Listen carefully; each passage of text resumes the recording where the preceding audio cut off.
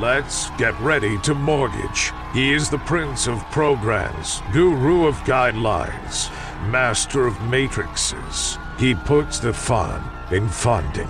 Please welcome Mark, Mr. Mortgage Eitel. All right. Hey, how is everybody? My name is Mark Eitel. I host the Mr. Mortgage Show, and I can't believe they let me do this. This is so much fun. I don't know if I'm supposed to be here today, but the door was unlocked, and Dom, my producer, was manning the board, so we were ready to rock and roll. I snuck in here for another Saturday, so super happy to be with you. Hope everybody had a great week. Another interesting week in the news, however, not a huge impact on interest rates. The Dow jumped up and down and probably will for the foreseeable future with everything that's going on in Europe. But, you know, the rates are still kind of in this channel. We haven't seen any real change interest rate wise because of what's going on with Russia and Ukraine. I think the geopolitics of this are pressuring rates down, while inflation and the Federal Reserve's impending increase in interest rates soon to come are trying to push the rates upward. So we're in this channel, and I think we'll be here for a little while. So anyway, that's kind of the rate update. Not a lot to say on that, but just figured we'd get started like we always do with a state of the market, if you will. But yeah, before we dive into the show and our questions, I want to ask everybody, do you think that Marty and Wendy are ever going to make it back to Chicago? Or is Jonah going to end up helping Ruth kill Javi? And if you're scratching your head, you're probably not alone. But if you know what I'm talking about, then you know your way around the internet. And I'm super excited to announce that you can find the Mr. Mortgage Show all over the internet now. We are on all of the major podcast networks. Obviously, iHeart, but anywhere you listen to podcasts, you can now find the show. So if you missed something, or you want to connect with us during the week, or you just want to hear something a second time, or we'd love for you to share the show if you found it interesting, hit one of those podcast networks. You'll find us there. Just Google the Mr. Mortgage Show, and we'll pop up. So if you know what I'm talking about, you know your way around the internet, and you will be able to find the show. So yeah, just figured I'd throw that out there. We're excited to be just about everywhere you can find podcasts now. So had a really interesting morning yesterday. I start my mornings about 7 a.m. on my way to the office with a conference call consisting of real estate and mortgage professionals from all over North America. We've got agents in Canada, all over the U.S., and then in Mexico, actually South America as well. But the majority are U.S. agents, and everybody shares what's going on in their market, what trends they're seeing, and where they're seeing challenges that they may be coming across for their buyers and sellers. And as this show is focused on real estate and finance, I figured I'd throw in that we're not alone. We're all experiencing the same pressures in the market. Albeit different price points, but everybody's struggling with lack of inventory and upward pressure on the first-time buyer. So everybody's feeling the pinch, and I hear a lot of people saying they don't believe this can last, and they really feel like there's a shift, if not a bubble bursting in the future. And I definitely think we're in for a shift. However, in my view, I feel like it's going to be a flatter appreciation cycle. I don't think we're moving into a bubble bursting by any means. And the reason I say that is there's still way more demand on the buy side than the sell side. So, you heard me talk last week about that theme park example where you go to the gumball machine full of fish food and you drop it in the water, and there's just that big explosion of catfish or tarpon or whatever the fish is, eating the bait. As soon as you drop it in the water, there's, a bunch of turmoil and that bait's long gone. And that's what we're seeing in housing. So I heard something really interesting in the conversation, and it came from the National Real Estate Post.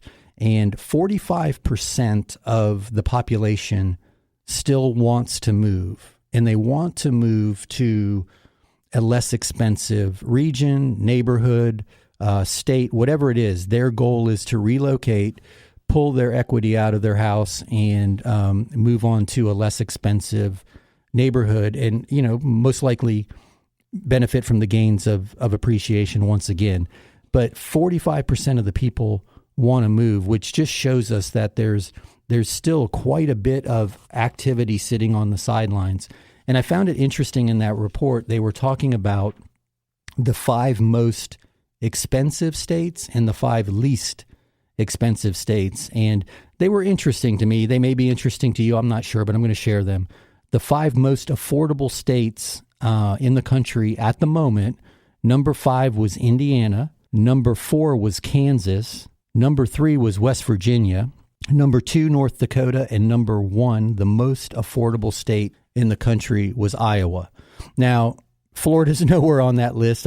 I totally understand that. But I found that interesting. And those 5 states are definitely seeing an influx of activity.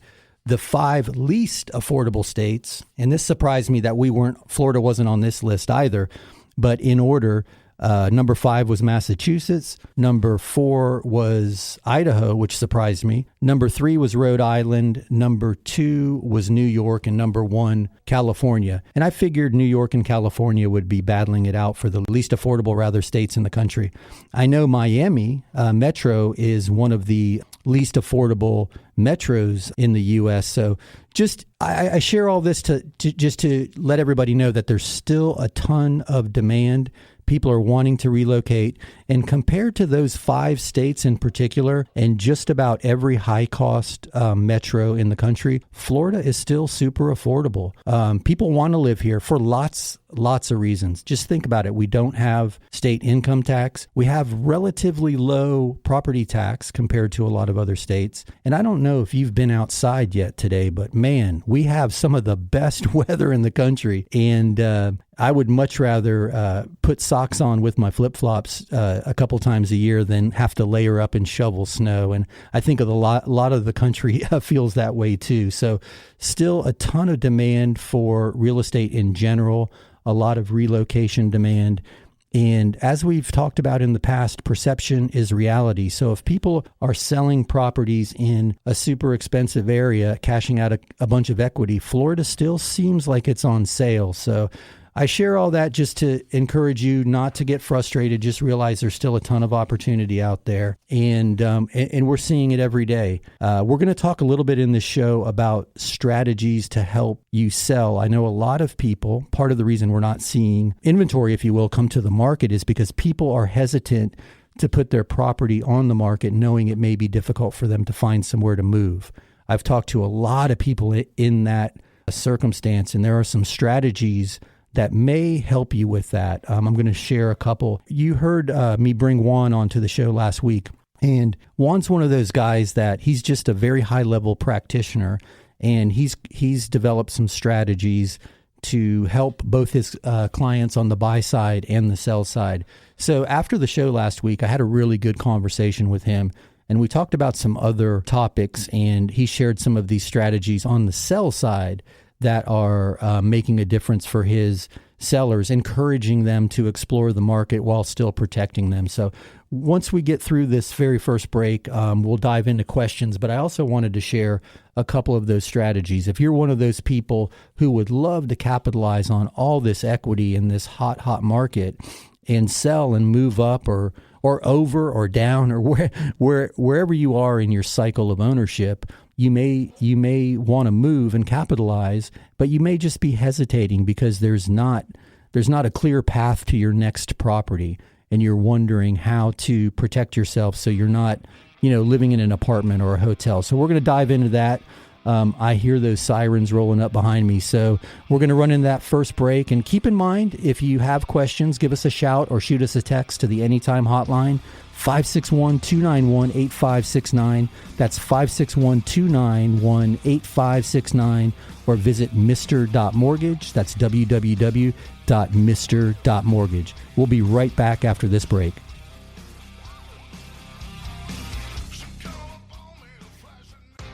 Hey, it's Mark Eitel here, host of the Mr. Mortgage Show.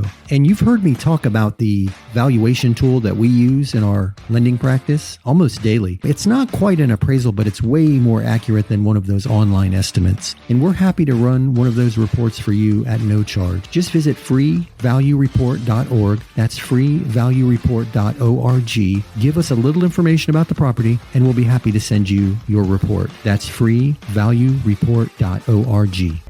Here's another 5-star review. My wife and I own a small business. And the way our accountant files our taxes, we don't show much income on tax returns. Because of this, it looks as if we don't make the money. This was a problem for our bank when we applied for a mortgage. But not for Mark. He verifies our income by using our monthly bank statements. Mark and his Mr. Mortgage team made a big difference for me. Yes, I am happy to recommend Mr. Mortgage Mark. It's not every day that you need an appraisal, whether it's for a divorce settlement, estate planning, or maybe you're appealing a tax assessment, or you just want to make sure you have adequate coverage in your property insurance. When you need a certified appraisal, turn to my friends at soflappraisal.com. That's soflappraisal.com. Peter and his team have been appraising properties here in South Florida for decades. soflappraisal.com. And tell them you heard this on the Mr. Mortgage Show. Are inflation and everyday expenses eating into your retirement income? Maybe you've considered a reverse mortgage and have unanswered questions like, do I still own my property? Can the bank kick me out? What happens when I die? Can I still leave my house to my kids? These are all great questions.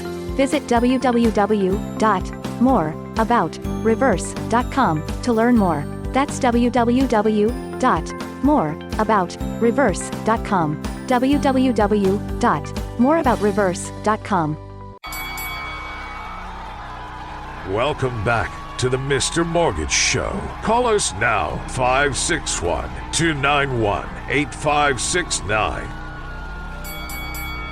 All right, you heard the man. And guys, help me name that guy. We still don't have a name for the awesome Mr. Mortgage announcer, so I've got to come up with something for him because that's an incredible intro every time. But anyway, you heard him say you can reach us on the Anytime hotline at 561-291-8569. That's 561-291-8569. Or visit the website www.mr.mortgage. That's www.mr.mortgage. So, as promised, I'm going to share one of Juan's super seller tips. Actually, I might name that a segment. One of Juan's super seller tips. So we talked about that, right? You want to sell, you want to capitalize, cash out some of this equity, but where are you going to go? You don't want to be one of those buyers who's missing out deal after deal and you end up in an Airbnb or you're staying at the Hilton on the beach and there goes all your equity, right? So we were talking about this, Juan and I, and he brought up a strategy called a reverse contingency. And some of these strategies sound like catchphrases, right? But this is a tried and true strategy.